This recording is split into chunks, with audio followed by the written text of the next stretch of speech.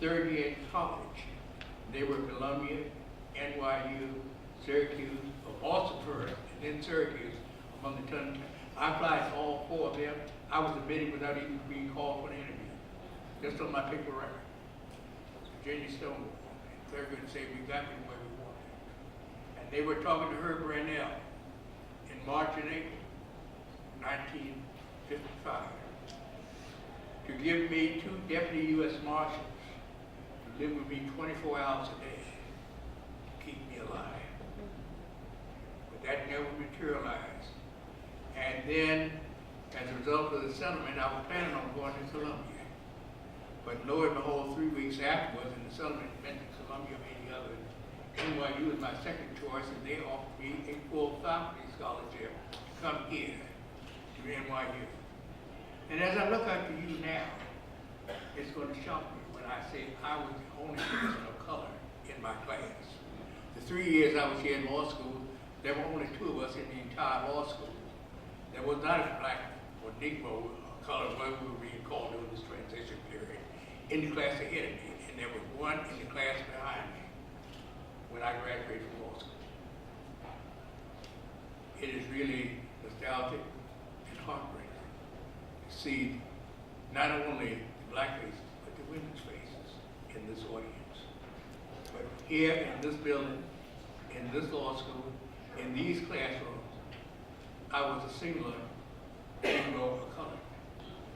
But I apparently surprised everyone, ended up making the highest grade in Wills my first year, and the highest grades in a number of other courses, ended up number 11 in my class at the end of my second year.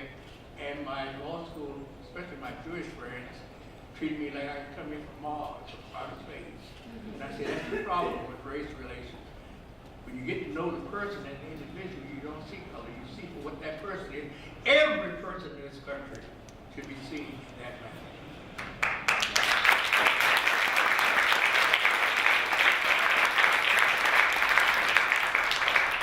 Now, I'm going to share a bigger dream.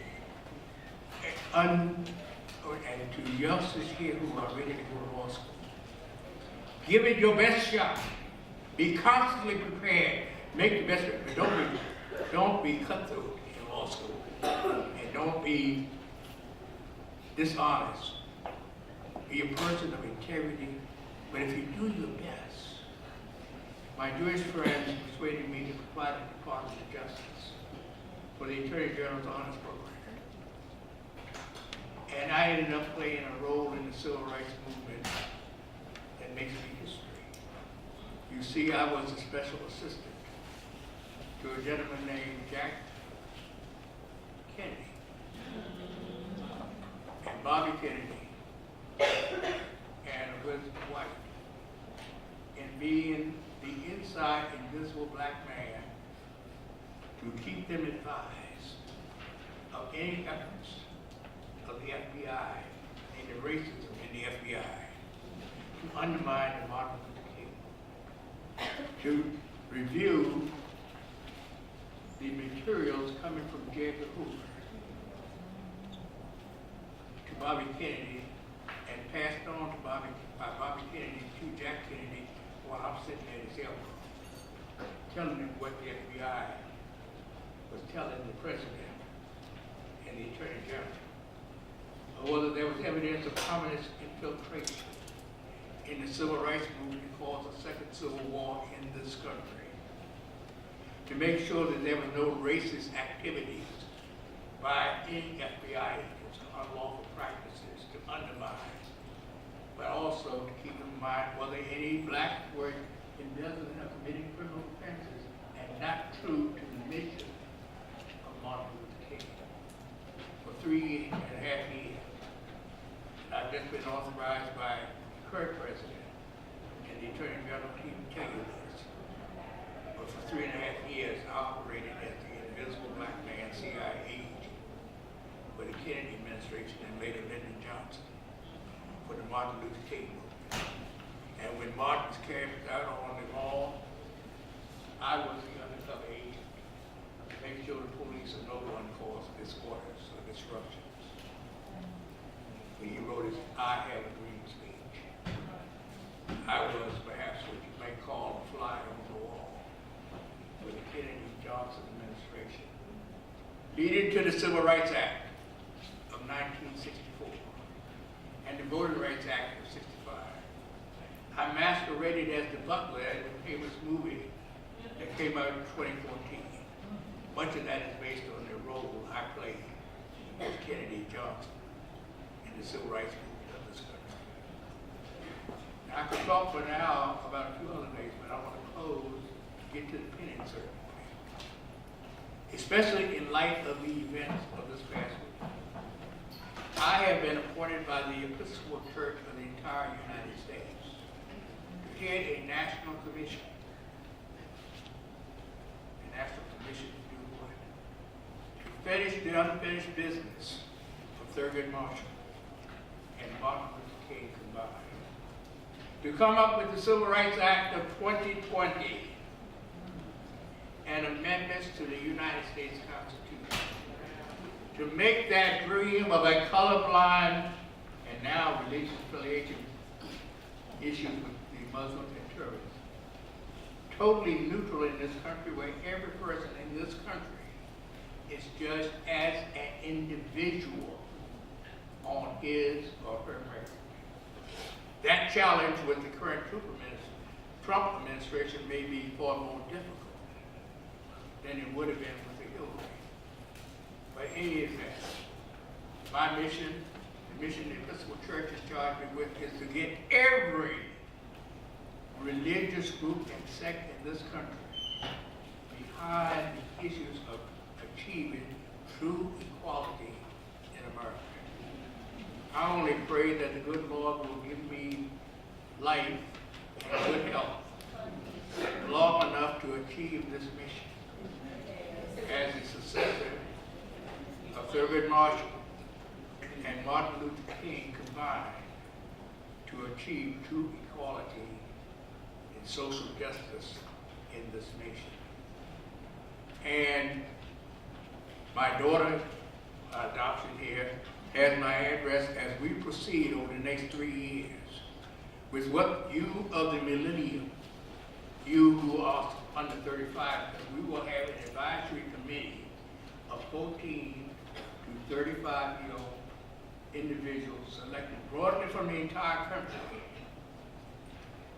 to tell us what the future generations and leaders of this country wants to see this country to be when we come to the year 2035 or 2040, where race no longer matters, religious affiliation no longer matters, sexual orientation no longer matters. What we do is to look at the character and content and personalities of the individual people and judge them as human beings. And let's get rid of our religious affiliation and the wars and the inhumanity to humanity in this country. Let's bring in a little bit also of the teaching of raft lunch.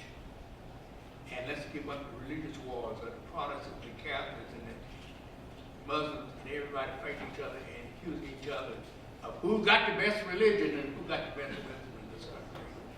Let's be tolerant and let's recognize the talents of every human being on the face of this globe. And with that, we will next proceed to 3 bits of information I want to give you. Because I've also been a law professor at Catholic University for a total of 11 years, at Howard University for 13 years, and because of my travel schedule and speaking schedule, I have been fired from being an adjunct professor, but being a managing partner, you might say, to the dean of the law school, to bring in all of the professors and law students with GPAs of 3.0 at law school as my research, to work with me on the Episcopal Church project, to work with me as the CEO, Chief Operating Officer of the National African American Drug Policy Coalition, which has as its mission destroying mass incarceration in this country. And using race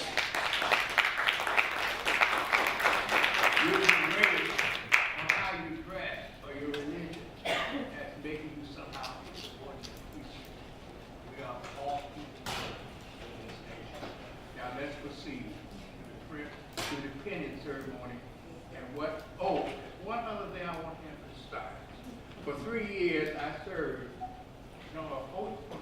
as the legal advisor for the entire civil service system, executive branch of government, and legislative council of Jimmy Carter.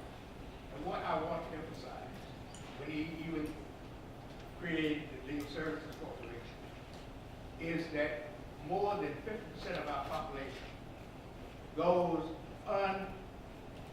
unrepresented on legal problems as senior citizens, as to Social Security, health care, estate planning, reference to hospitalization and health care, those legal issues. There is a goose that laid the golden egg out there for you young attorneys. In between the Fortune 500 corporation got on the market where lawyers make $500 or $700 or $800 an hour, and just pure pro bono. I would say that my experience as the legal advisor for the entire civil services and my experience of 31 years of handling court cases in 2 different courts in which I served as a judge indicates that you can make a good salary or income of $150,000 by representing people less than income under $100,000 or $150,000, and they are going unrepresented. You read in the press about a glut of lawyers on the market, the glut of lawyers on the market that want to be in the cream division at the top and representing people for $800, $1,000 an hour, pay me who tried to lead here in the Fortune 500 corporation. But there are not people out there who even representing the majority of people, even in the middle class, who would find that paying $200 or $250 an hour is taking money off the table that they need for the education of their children, with their food for their own health care. And I would bet my life on that if 4 or 5 black boys were open for Social Security office in any of these cities, if you work 16 hours a day, you should probably care by charging people reasonable attorney fees who will go without going and just take what the government agencies tell them. So there is a gold mine of opportunity out there for you to settle for the real work. With that, we'll proceed to the pending instruction.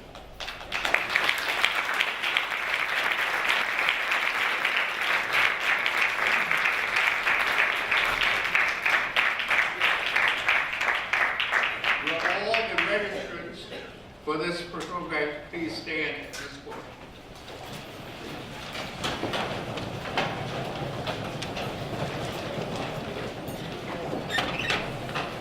I am going to read a phrase and pause for you then to repeat it, of the pledge for aspiring lawyers for a success and pledge for your commitment to becoming future lawyers of this nation. Raise your right hand. I will recognize that success is a habit. I will recognize that success is a habit. And results from the positive actions. That I take each and every day. I will create a written strategy action plan. And take the necessary steps. To carry out and follow through with my plan.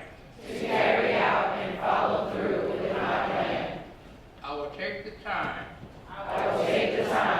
to invest in my personal development. And do the types of things that will help me progress, improve, and grow. I will take care of my spirit and physical body. So that I am able to maintain high performance. On a regular basis. I will work on creating. Building and maintaining positive and healthy relationships. With people so that they will want to support me. I will work to be indispensable I will work to be indispensable and incredibly dependable and incredibly dependable in whatever jobs and internships that I may hold.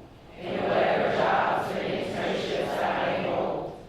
I will try to socialize I will try to socialize and associate with other achievement-oriented peers and associate with other achievement-oriented peers that are making things happen so that we can serve as accountable partners that make things happen so we can serve as accountable partners and support systems to one another and support systems to one another in becoming even better and achieving high grades.